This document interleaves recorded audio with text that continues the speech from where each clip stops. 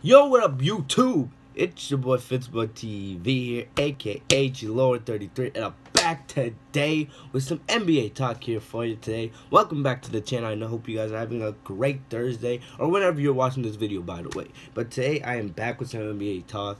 Today, we are talking about the 2017-2018 NBA All-Star starters. So tonight on TNT, NBA tip-off, Ernie, Kenny, Shaq, and EJ revealed to us the NBA All-Star starters. We do know that there's a change in the way the All-Star game is formatted this year. What we do know in years past, basically, if you were picked as a starter or reserve, you'll be playing for the conference you were picked, either East or West. This year, they still kind of have the same way, but there's a change. This year, what the NBA added is there are now captains. There's two captains, one from the East, one from the West, and then basically I believe it was determined by whoever was the player that got the most votes in their conference.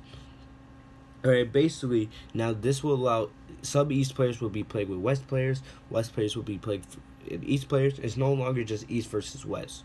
It's now you'll be able to get to pick and choose who you want on your team. So basically, we could be seeing KD and LeBron on the same court for the All-Star game, or Curry, LeBron, and James Harden. And there's a lot of there's endless combinations. All right, but what we do know, we know at least the first 10 players that were picked for the All-Star team.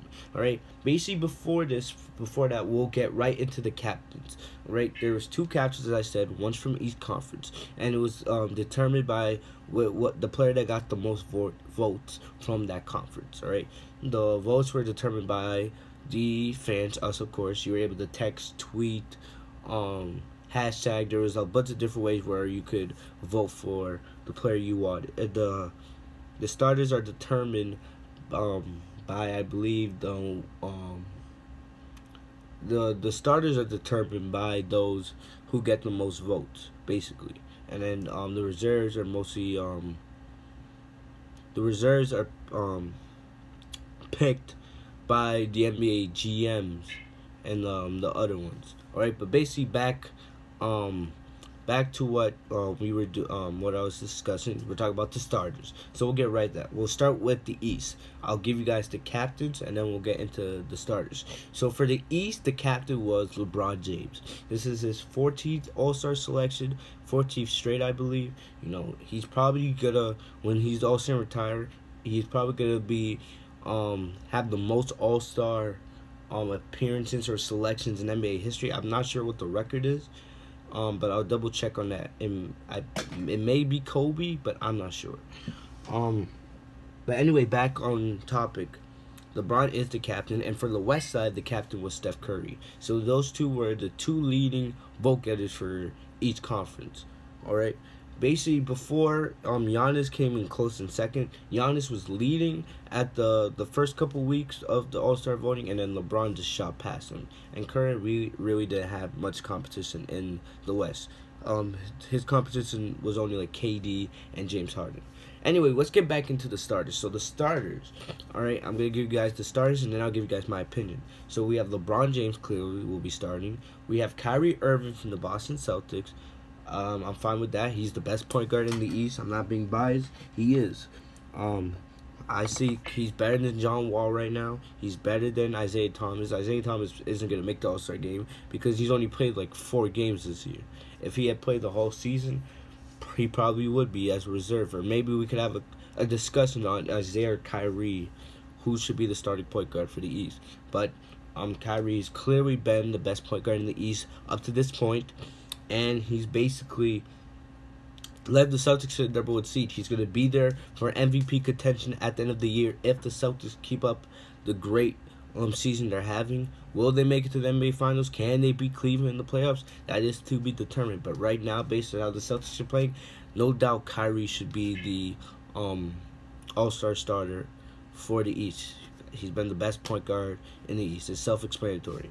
At guard, we had LeBron James. I know that we had Kyrie Irving.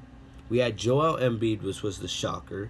Well, it's not really a shocker, but there's a lot of people. There's some people that believe he shouldn't be starting. The reason why they believe Joel Embiid should not be starting is because he doesn't practice. Plus, he doesn't play back-to-back games. Basically, he's not. Some people don't feel like he's not fully into it, as they would say. But I don't really have complaints here. I like Joel Embiid. I feel like he's gonna be a future All-Star starter for years to come, and this is just the beginning for him and his NBA career. All right, but I knew he would probably at least make it as a reserve. Some people believe he got snubbed last year, but he had barely played by the All-Star break, and he still almost got into the game, which is crazy. But he's played very well this year, and I have no complaints on that front. The other forward will be Giannis Antetokounmpo. Giannis has played very well this year. It's self-explanatory. He's in the MVP contention. I have no doubt. I'm going to go out on a limb right now and say Giannis will be your All-Star MVP for this year. After the All-Star debut he had last year, he had 28 points, I believe. I don't feel like anybody's going to be guarding him in the All-Star game. He's just going to get dunk after dunk after dunk. So I expect Giannis to win MVP for this year's All-Star game. And at the other guard, DeMar DeRozan. This is, I believe, DeMar's fourth straight All-Star appearance. Self-explanatory. He's had a very, very under-the-radar great season. He's one of the best shooting guards in the league. In my opinion, he's the second best shooting guard right behind Klay Thompson. And he's had a great year. It's just that the Raptors aren't really on the map. No one really takes the Raptors seriously because they usually do well in the regular season, and then the playoffs they usually fall off a cliff. So it's not a big deal to me in that situation. But DeMar DeRozan, I'm not gonna be blind and not say he has had a great year, because he has, and I have no complaints on that front about DeMar DeRozan being voted into the All-Star game as the starter.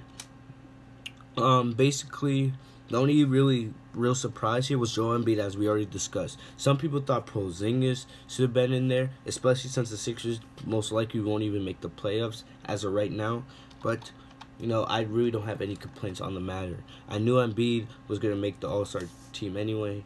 Porzingis, it's not a big deal to me on that situation. So honestly, I'm fine with Embiid going over Porzingis. I'm not even a big Porzingis guy anyway. Porzingis will probably make it as a reserve. So that is for the East. Drop my keyboard. Anyway, back on the West side now. As we said, the captain was Steph Curry. Steph Curry was voted to his 5th straight All-Star game. Self-explanatory, 2-time MVP. He's been playing well. If Curry stays healthy, he's going to be in the MVP conversation. He's had a very good year. He's had better numbers than his Warriors teammate Durant. And you can honestly say, I believe Curry's the most valuable player on the Warriors squad. It's not KD. It's Steph Curry, in my opinion. But that's a different discussion for another day. But Steph Curry, he's in my opinion, the best point guard in the league. Self-explanatory what he does, and I have no problem with him being the captain. That automatically makes him the starting point guard for the West for the All-Star game. For the shooting guard, we had James Harden. James Harden, this is his 6th straight All-Star appearance for the Houston Rockets. Even though he's been injured the last about 2-3 weeks now, he's been on the shelf, but he's had a very great year. Most people had him as the MVP as the MVP favorite up to this point, but now that he's out, that's let other people like LeBron, KD, and Kyrie slide in, because Harden was having a crazy year. Harden can still win the MVP, all right, because he should be coming back in sometime the next couple of weeks, so he'll most likely be ready for the All-Star game. But now it's just going to be interesting to see if he'll can stay in the MVP, because he was most likely the favorite before he got hurt, and he's still in the conversation now. But it's going to be interesting, because seeing KD and Kyrie and LeBron have really picked up his game since Harden got injured. So it's going to be a very tight battle, in my opinion, for MVP, but that's something else. So we have Curry and Harden. We have KD. KD's, I believe this is his 9th appearance. KD is self-explanatory. He's, in my opinion, the second best player in the world, second best player in the NBA. And one of these days, he's gonna take over LeBron and become the best player in the world. I don't know when that's gonna be, but KD, there's nothing really to say on that. KD, you knew he was gonna get in. He's just, that's not much to say. He's in the MVP conversation. It's gonna be interesting to see if it comes down to him and LeBron, or him and Curry, or him and Harden, or him and Giannis, or a combination of all those names. It is what it is. So the debate more comes into these two forwards. So both are from the New Orleans Pelicans. If you have guessed, Anthony Davis, DeMarcus Cousins. They're both having great years, and basically I have no problem with them being voted onto the All-Star team for the starters. Basically, what else on that front? A lot of people are saying, oh, why wasn't someone like LaMarcus Aldridge or the other name's not coming to me right now, but people were thinking LaMarcus Aldridge or maybe even Blake Griffin should have been voted in. But I was like, or DeAndre Jordan, who's having a great year. Well, honestly, I don't have any complaints on that front. DeMarcus Cousins and Davis are both a really great combo together. They're both very good at what they do. I have no problem. The only thing is, now you have two Warriors and two Pelicans. There's not much diversity in that starting lineup, but we'll probably see way more diversity once we get to the reserves. Unless, and most likely, Klay Thompson and Draymond will both make the All-Star team again for the Warriors as reserves this year. So there's no issue on that front. So, and overall, I don't have any really big complaints about the All-Star starters. The questions mostly come to like Joel Embiid or Porzingis starting in the East, and maybe should Cousins and Davis be starting for the West, because a lot of people believe maybe Karl-Anthony Towns or LaMarcus Aldridge or Draymond Green should be starting in front of them. Honestly, I don't have complaints. Any one of those people, I would be fine with. All right, they're all gonna make the almost all of them will make the All-Star team as reserves. Cat will make it as a reserve. Aldridge will make it as a reserve. I'm not sure about Blake or DeAndre. It's gonna depend on how many games, because they both those two have missed a considerable amount of time. So I'm not sure, but I have no issues with Cousins and Davis starting. All right, no problems on that front. So that's about all I got for right now. Remember if Kawhi Leonard hadn't been out for the first couple months of the season, Kawhi would probably took in one of those starting spots from Cousins or Davis. So that would have been a whole different debate in itself. But it didn't happen. But that's all I got. So in review for the West, we have Curry, KD, Harden, Cousins, and Davis starting, with Steph Curry as the captain. And for the East, we have LeBron, DeMar DeRozan, Kyrie Irving, Joel Embiid, and Giannis starting for the East. No problems with that whatsoever. You can rant. Tell me guys in the comments what you guys think of the All-Star starting lineups for the NBA All-Star Game 2018. And one more quick note. Basically, there was some leak images of the possible All-Star jerseys for this year. I might put that as the thumbnail. We'll see. I have no issue with them. They actually look pretty dope. They have basically the players would be wearing, because I believe since they're not doing East versus West anymore, basically it would be the players would be wearing like either a white or black jersey, depending on what team they get chosen to, Curry or LeBron's team. And then it would be there would be an ad on the jersey, like they have on all the Nike jerseys, a Nike symbol on the other side, and then they would have the logo of the team they're representing or the team they play for on the front. They actually look pretty good. All right, so they haven't been confirmed as the official All-Star jerseys, but most people believe that's going to be the jerseys for the All-Star game. And those will probably be announced any day now, depending on when Nike or NBA wants to reveal them. But that's all I got for you guys today. I hope you guys enjoyed this NBA Talk episode. I'm not even sure what episode we're on, but, you know, I hope you guys enjoyed the video anyway. Make sure to like, comment, subscribe. Give me guys your thoughts in the comment section below again. Tell me guys what you guys think of the NBA All-Star starters. Make sure to follow me on Instagram at TheRealGLauren.